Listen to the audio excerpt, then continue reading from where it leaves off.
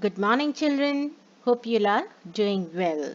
So, dear children, we were doing lesson 5 of your reader book, Honeysuckle, and the chapter name is A Different Kind of School, which was written by E.V. Lucas. Till now, we have read that how the school of Miss Beam makes a difference from other contemporary schools. We saw that the real aim of the school is to develop children who are kind to others and be a responsible citizens. There is no serious academic teaching in real sense. Now let's read further. There is no misery about it, Miss Beam continued. Misery means difficulty. Difficulty or unpleasantness. Unpleasantness of what? Like you have seen in the previous video, how children observe blind day, lame day, deaf day, dumb day, all these days. So Miss Beam is telling that there is no misery actually in this. Everyone is very kind and it is really something of a game. For them, this is something of a game. Okay, and everyone, whoever is helping this misfortune day child is kind to them. Before the day is over, though, even the most thoughtless child realizes what misfortune is. See, all the children are not the same. Some children don't take things seriously. Some children are thoughtless. Some children do not realize the pains of others. Okay, so what she is telling, at the end of the day, when the day gets over by evening, even the most thoughtless child realizes what misfortune is. So this is a real kind of experience that a child could get. The blind day is, of course, really the worst, but some of the children tell me that the dumb day is the most difficult. So what Miss Beam feels that the blind day is the most difficult day because you are blindfolded. You cannot see anything. You cannot see your parents. You cannot see your teachers. You are not able to see your friends. You cannot see what's going around, what interesting games or other things children are playing. So, according to Miss Beam, blind day is the most difficult day. Even you cannot see what you are eating. You cannot see colors, you cannot see sun, moon, stars. So, according to Miss Beam, blind day is the most difficult day. Okay, but some of the children say that dumb day is the most difficult day. What is dumb day? Dumb day means that particular day the children won't utter a word from his mouth. Is supposed to be completely silent throughout the day and night.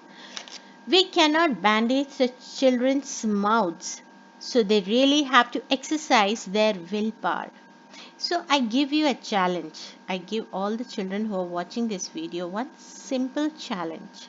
Okay, one day you observe one day as dumb day. You promise yourself that you won't be speaking, uttering a single word, even if your opinions are required in the group or by your friends or in the family, you will not utter a word. You cannot bandage the mouth of the children. Why? Because in between they have to drink water, they have to eat food. So, practically, it is not possible to bandage anyone's mouth. So, that day, when it is not bound, you are tempted to speak, you are tempted to open your mouth and give your opinions, or you want to laugh, or you want to speak something, or you want to crack a joke. So this day is very difficult because you cannot tie the mouth of the child, and the child has to actually exercise his willpower, has to promise himself that I won't speak this particular day.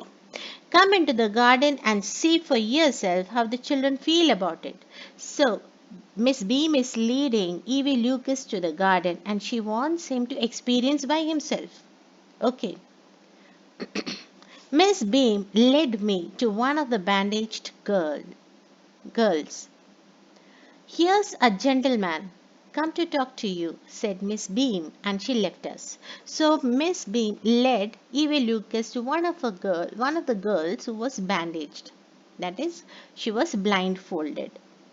And she is introducing Evie Lucas to that blindfolded girl. That here is one gentleman and he wants to talk to you. And she just leaves them and she goes for her work. Don't you ever peep? I asked the girl. Out of curiosity, he was wondering why these children are so disciplined that they don't. Won't they be opening their bandage and seeing, or they have the temptation to look around what's happening? So he asked the girl, don't you ever peep? That is, don't you ever lift your bandage, just pull your bandage down or up and try to see what's happening around? Oh no, she exclaimed. That would be cheating. So you can see the sincerity the child has developed. So what she's telling, no, no, no, that is cheating. But I had no idea it was so awful to be blind. Awful means bad. So she's telling, I had no idea that how bad it is to be blind. You cannot see colors, you cannot see flowers, you can see butterfly. What you're eating, you cannot see anybody around. So she's telling that I never thought it's so awful to be blind. You cannot see a thing. You feel you're going to be hit by something every moment. So if you close your eyes and walk around, even in darkness, even if you don't close your eyes, you cannot see anything. When you're walking, you're very careful and you're very afraid. Back of the mind, you're very afraid that you're going to hit somewhere. So this feeling is there throughout the day. You feel you're going to be hit by something every moment. It's such a relief just to sit down. So the best part is during this blind day is just to sit down somewhere to be safe. That's all. Are your helpers kind to you? I asked. So, next question Evie Lucas asked the girl is, the helpers, those who are guiding you, are they very fair and kind to you? Fairly, but they are not as careful as I shall be when it is my turn. So this girl is telling that they are fairly good. They are very fairly kind to me, but she's telling that if she gets a chance to help someone, she will be more careful. Why now she will be more careful? Because now she is undergoing the misfortune. Now she is experiencing what blindness means. So she is telling, as I've experienced it, I will be a more careful helper to others. Those that have been blind already are the best helpers. So you can see the statement of the girl. She's telling those who have already been blind, those who have already experienced through this thing, they will be the best helpers. It's perfectly ghastly not to see. I wish you would try. So she's telling perfectly ghastly. It's very weird not to see. And she's telling that I wish you would also try. She's telling Evie Lucas also to try this game. Shall I lead you anywhere? I asked. Evie Lucas asked the girl that if she wants to go somewhere, I can lead you, I can help you. Oh, yes, she said. Let's go for a little walk. This girl wants to go for a walk. Only you must tell me about things. So she's telling that we'll go for a walk, but you tell me about things, what's there all around. I shall be so glad when today is over. She's telling if you guide me and you tell me what's around, I'll be very happy when the day gets over. The other bad days can't be half as bad as this. So she's telling other bad days, that is their misfortune day. Other days when they are deaf, dumb, crippled, lame, injured. She's telling that this is worst part. This day, this blind day is worst. They would be just half bad as this is. Having a leg tied up and hopping about on a crutch is almost fun, I guess. She's thinking, I think she hasn't experienced this crutch day. So she's telling it will be fun to tie up your leg and just hope around with a crutch in your hand is almost a fun. She guessed that. Having an arm tied up is a bit more troublesome because you can't eat without help and things like that. So she's telling if your arms are tied up, Okay, then it will be a little difficult as you won't be able to eat and drink without anyone's help. I don't think I'll mind being deaf for a day, at least not much. She's telling it will be easy to be deaf, that is, close ears, not to hear anything. Okay, but being blind is so frightening, she's telling. Being blind is very frightening. My head aches all the time just from worrying that I will get hurt. Where are we now? So she's telling that just out of worry that I'll get hit somewhere, I'll fall somewhere, just with the worry of this, my head always aches. She always has a headache because of just this thought that I may get hurt, I may hit somewhere, I may fall. So now this girl is asking, where are we now? In the playground, I said. We are walking towards the house. So she's telling we are in the playground and we are walking towards the house. Miss Beam is walking up and down the garden with a tall girl. So what he's just explaining things that he's watching. So he's telling Miss Beam is walking in the garden with a tall girl. What is a girl wearing? So this girl inquired, this blindfolded girl inquired, what is that girl who is walking with Miss Beam wearing? My little friend asked. A blue cotton skirt and a pink blouse. So author said, Evil Lucas said she's wearing a blue cotton skirt and her top is of pink color. I think it is Millie, she said. What color is her hair? So this girl guessed that that must be Millie, and she's further to make sure she's asking him what is the color of her hair. Very light, I said. Yes, that's Millie. She is a head girl.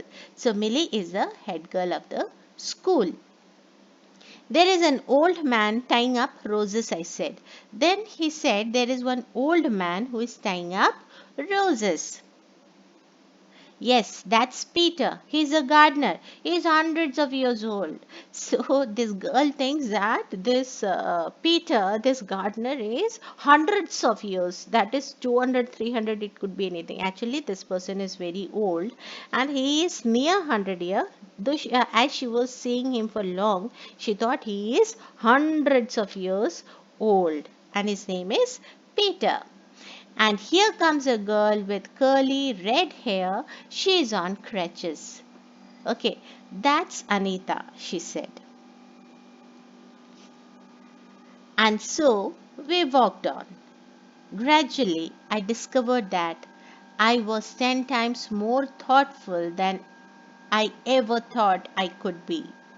So they just walked on, and gradually, over a period of time, slowly, he discovered that Evie Lucas was 10 times more thoughtful because he had never experienced such things. He had never explained anything to anybody. So he thought he is more thoughtful. He has grown more thoughtful, and I also realized that if I had to describe people and things to someone else, it made them more interesting to me. So he thought it would be more interesting if I explained things to other people. When I finally had to leave, I told Miss Bean that I was very sorry to go. Now, with this experience, now Evie Lucas has developed some sort of attachment, some sort of affection towards this institute and children and their method of teaching. So he is telling, I'm sorry to go from here.